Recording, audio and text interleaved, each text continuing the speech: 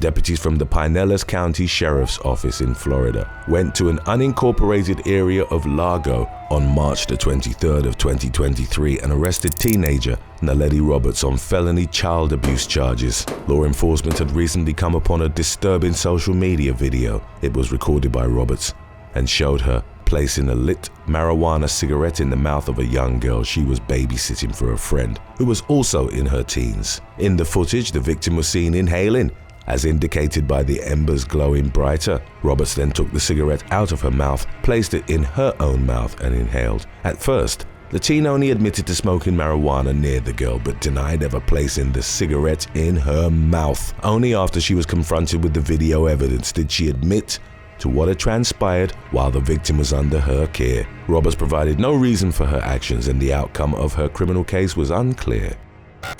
Number 7. Stanley Elliot.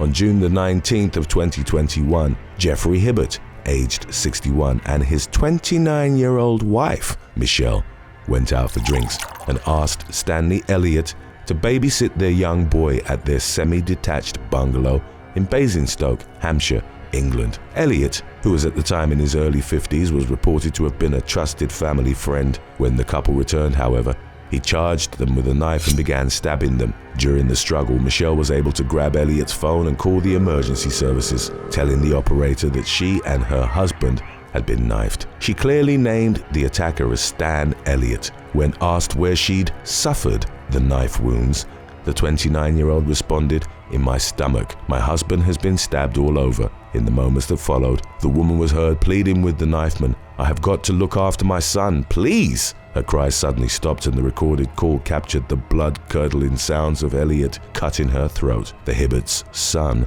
slept in the bedroom throughout the attack and was unharmed. Elliot fled the scene on his motorcycle but was subsequently arrested at his home. During the legal proceedings that followed, prosecutors argued that Elliot had murdered the couple because he suspected they planned to throw him under the bus. He and Jeffrey had both been previously charged with a burglary carried out in January of 2020 at the Buzz Bingo Hall in Basingstoke. Over £28,000 was stolen during the heist. After the murder, in a bin at the Hibbert's bungalow, investigators found a torn-up defense statement in which Jeffrey blamed Elliot for the burglary. The latter was believed to have confronted Jeffrey when he and Michelle returned to their home. The prosecution proposed that they heatedly argued over who should take the blame for the burglary, and that in a fit of rage, Elliot launched the frenzied knife attack. In the spring of 2022, Elliot was handed 2 life sentences that would see him spend a minimum of 34 years behind bars. Number 6. Alexandra Donahue.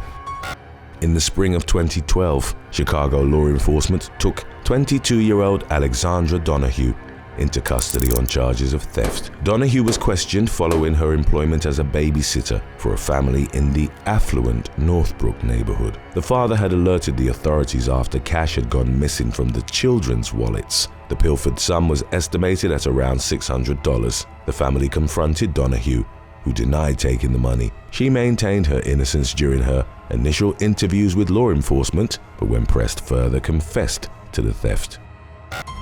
Number 5. Rachel Einspaar.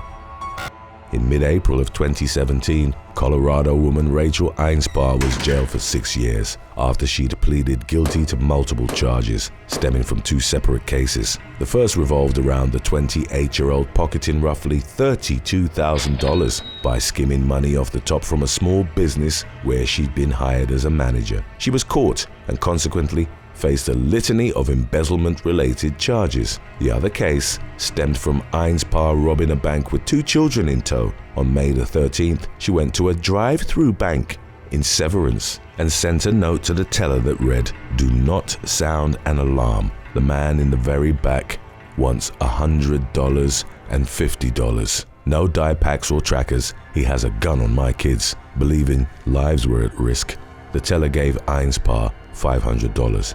However, investigators would later learn that there was no man in the car with Einspaar and that the 2 children weren't hers, as she was actually meant to be babysitting them at the time. The police quickly tracked Einspaar down and arrested her. She confessed to the robbery and claimed to have carried it out because she needed the money to pay restitution on her previous case. In the end, she accepted a plea deal that would see her locked up for 6 years. She admitted theft, forgery, and attempted robbery for the bank heist, as well as the numerous embezzlement charges from the other case.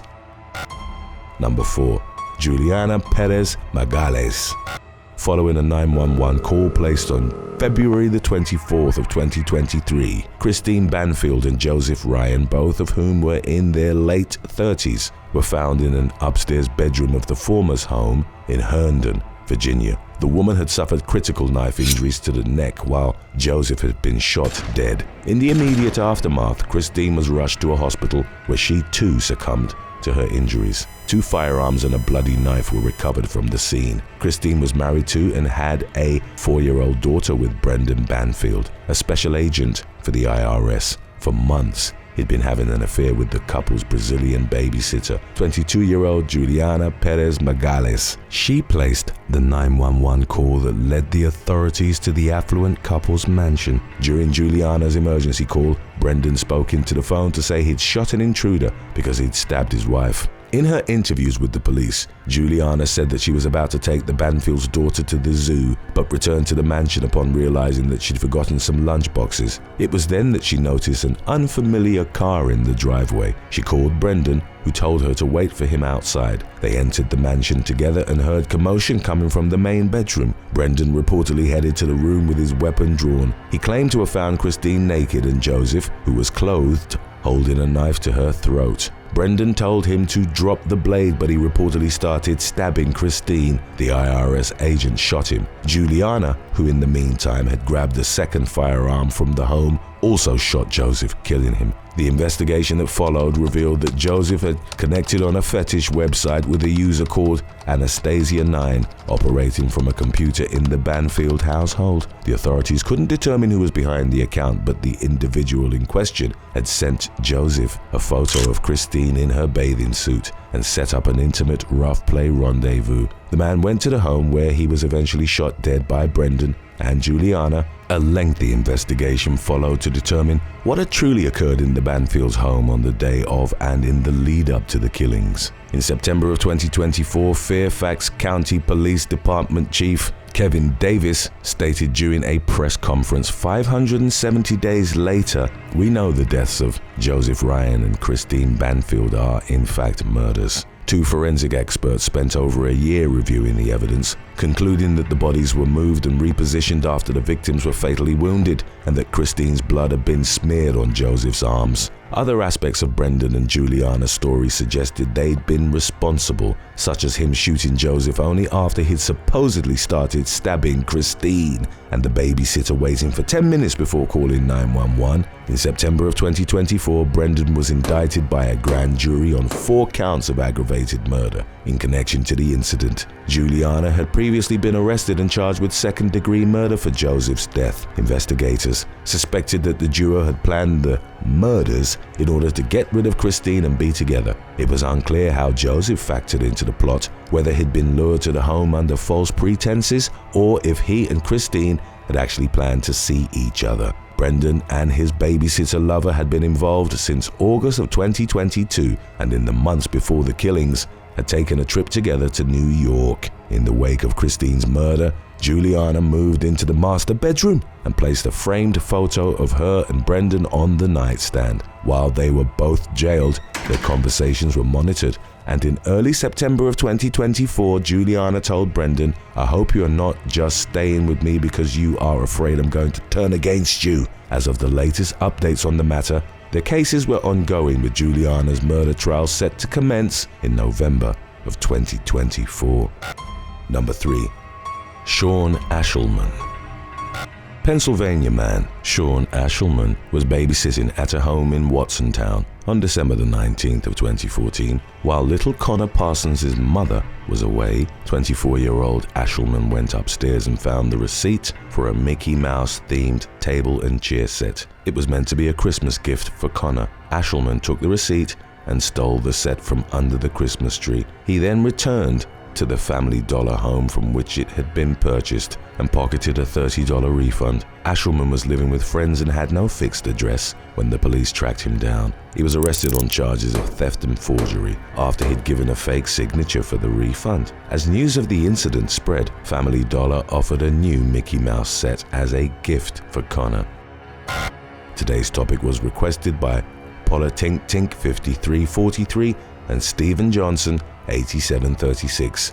If you have any other topics you'd like to learn about, subscribe and let us know in the comments section below. Number 2. Lorena Margarita Montalegre. 27-year-old Florida woman Lorena Margarita Montalegre took LSD while babysitting at a home in Haley Plantation in April of 2018. Upon returning to the residence, the child's father noticed that she was behaving strangely and asked her to leave, but she refused. Deputies from the Alachua County Sheriff's Office were called to the scene. When they arrived, Montalegre tried to walk out of the house with some of the child's toys. Deputies handcuffed the woman, who resisted arrest by struggling and kicking at them multiple times. After she was eventually brought under control, she was taken to North Florida Regional Medical Center. While there, it was discovered that she'd stolen the father's $300 tungsten wedding ring. Montalegre faced charges of burglary, grand theft, resisting arrest with violence, and 2 counts of attempted battery of a law enforcement officer. If you thought these babysitters couldn't get any worse, wait until you see how misbehaving pets become uncontrollable, leading to serious consequences. After number 1, we've got our previous release of when out-of-control pets go wrong coming up next, so stay tuned. Number 1. Michelle Oart. On April the 11th of 2012, a couple from Wrentham, Massachusetts, contacted the police to report that clothing and jewelry had gone missing from their home. Wrentham law enforcement launched an investigation that involved them working with gold buyers in the area. They soon determined that the thief was the family's babysitter, Michelle Oart. During the months that she'd been looking after the couple's 2 small children, she had stolen items amounting to hundreds of dollars. Oart, who lived in the nearby town of Sharon, was arrested and charged with felony larceny. Number 8. Rebecca Oller. Connecticut dog walker Rebecca Oller routinely began her morning on January the 14th of 2020 by going downstairs and getting ready to walk her blue heelers, Maverick and Apollo. The 24-year-old noticed that Maverick was uncharacteristically agitated. He began growling as she went to put on his collar and then started biting hard into her hands and arms. Maverick then knocked Oller over and bit into her face repeatedly, nearly ripping her nose and upper lip clean off. The military police officer subsequently reported, "He came after me about 3 or 4 times, and I thought I was going to die." She managed to get on the phone with her partner, who told her to go upstairs to the bathroom and away from the dogs. Oller took refuge in the tub and called the emergency services. Paramedics arrived at the address several minutes later and took her to the hospital. The woman had surgery to reattach her lips and nose to her face, a process that reportedly involved over 100 stitches. She spent a week in the hospital with severe swelling, but praised her plastic surgeon for being able to rebuild her face. In addition to being disfigured, Oller also had to relearn certain movements due to severe nerve damage in her hands and arms. She subsequently decided to share the story of her ordeal as a way of giving hope to other dog attack victims by showing them that recovery was possible. Number 7. Anna Colusa. 21-year-old New York woman Anna Colusa was left with bloody cuts on her face after she was brutally attacked by her cat. In the spring of 2019, a video of the incident subsequently went viral as Colusa from LaGrangeville had initially tried to get into a suitcase. The 5-foot-tall woman wanted to send the clip to her boyfriend as proof that she could fit inside. As she got into the case, her 7-year-old cat, Sam, walked into the room. Then as she popped out, Sam got startled and began relentlessly attacking Colusa. He first clawed her head, causing the young woman to drop to the floor. Sam continued charging her after she'd gotten back to her feet. Colusa used a blanket to try and fend off the cat's attacks, and at one point, Sam jumped to a drawer with the apparent intention of pouncing on his owner's head once more. The entire incident lasted for nearly a full minute, as Sam kept stalking the woman around the room while she screamed and tried to defend herself. Colusa was left with ripped leggings, scratches on her legs, as well as bleeding claw marks on her face. The kennel worker later described Sam's onslaught as unprecedented but understandable, given the fact that he'd felt threatened. She claimed that he later calmed down and even slept with her that same night. Number 6. Kira Ladlo. In 2021, news reports began circulating out of Birmingham, England, of a young woman who was mauled to death by a rescued Staffordshire Bull Terrier cross. Caden Barrett had adopted the dog for his 21-year-old sister, Kira Ladlo, believing it would help the woman with her mental health.